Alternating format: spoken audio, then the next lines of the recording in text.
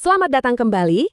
Gimana kalau saya bilang, pemahaman kita tentang keadilan selama ini mungkin kurang tepat.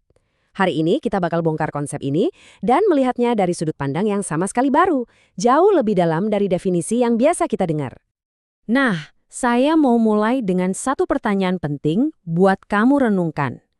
Apa sih artinya jadi orang yang adil secara sejati? Coba deh pegang pertanyaan ini. Karena ini bakal jadi kompas kita sepanjang pembahasan kali ini. Oke, ini dia agenda kita. Kita bakal mulai dari apa itu keadilan autentik, terus kita bedah 2 pandangan umum soal ini, lanjut ke 3 level keadilan, terus kenapa keadilan itu butuh adaptasi, sampai akhirnya kita ngomongin soal 2 jenis kebijaksanaan dan gimana itu semua bisa membawa kita ke ketenangan. Siap? Yuk, kita mulai? Oke, kita mulai dari fondasinya dulu ya. Apa sih sebetulnya keadilan yang otentik itu? Ternyata jawabannya itu terletak pada hubungan yang, ya gak bisa dipisahkan, antara kebenaran, kebijaksanaan, dan keadilan itu sendiri.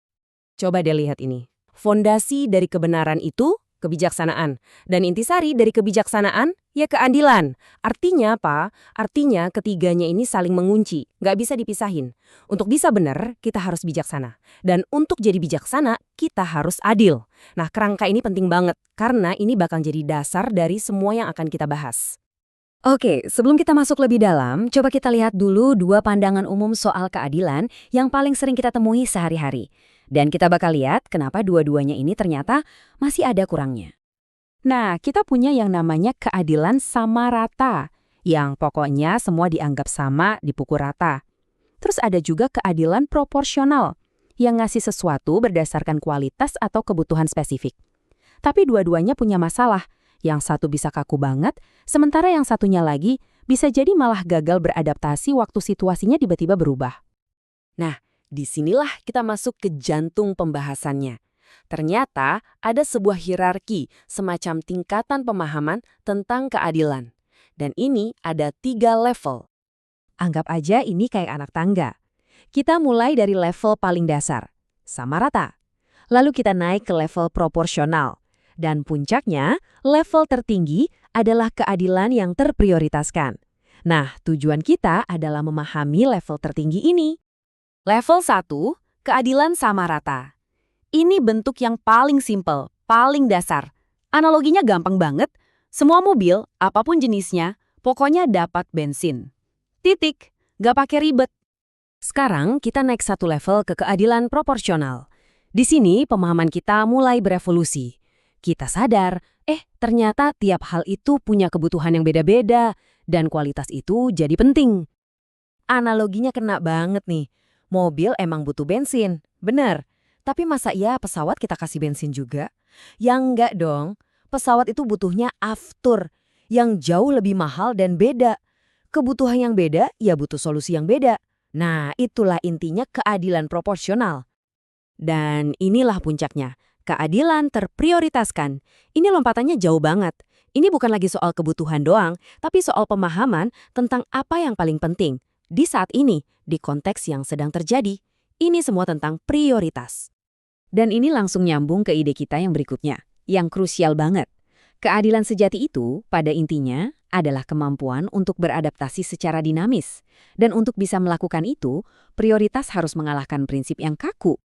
Jadi, intinya begini.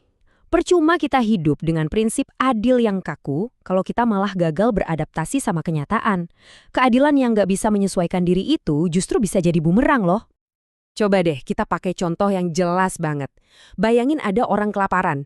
Niat kita baik banget nih, kita kasih dia pancingan biar dia bisa mandiri dan cari makan sendiri. Keren kan?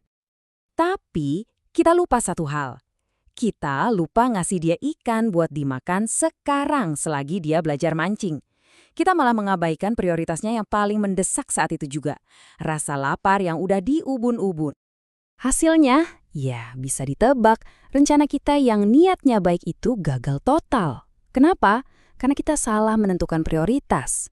Orang itu bahkan nggak punya tenaga buat belajar mancing. Nah, ini contoh nyata dari kegagalan beradaptasi.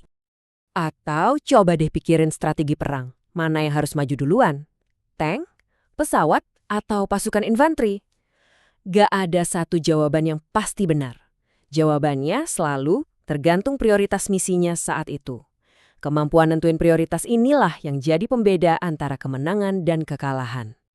Pertanyaannya, gimana caranya kita bisa punya kemampuan buat nentuin prioritas yang tepat? Nah, jawabannya ada pada dua jenis kebijaksanaan ini. Pertama, ada yang namanya kebijaksanaan imanen. Ini lahir dari pengalaman pribadi kita.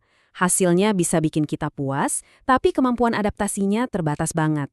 Lalu, ada yang levelnya lebih tinggi, kebijaksanaan transenden. Ini kayak kita ngelihat semuanya dari atas, bird's eye view. Hasilnya bukan cuma kepuasan, tapi ketenangan. Dan kemampuan adaptasinya optimal, bahkan bisa mengantisipasi apa yang bakal terjadi. Oke, jadi gimana caranya kita menerapkan kebijaksanaan transenden ini supaya kita bisa mencapai ketenangan dan keadilan sejati dalam hidup kita? Nah, ini penting banget buat dicatat. Kebijaksanaan transenden itu bukan berarti kita lari dari dunia, jadi pertapa atau semacamnya. Justru sebaliknya. Ini tentang mengambil sudut pandang yang lebih tinggi supaya kita bisa terlibat dengan dunia secara lebih optimal. Analoginya itu kayak seorang tentara yang lagi latihan intensif. Dia kan mundur sejenak dari dunia luar. Bukan karena dia menolak dunia, tapi justru untuk mempersiapkan diri biar bisa balik lagi dan bertugas dengan jauh lebih efektif dan tangguh. Jadi, mari kita tutup dengan sebuah refleksi.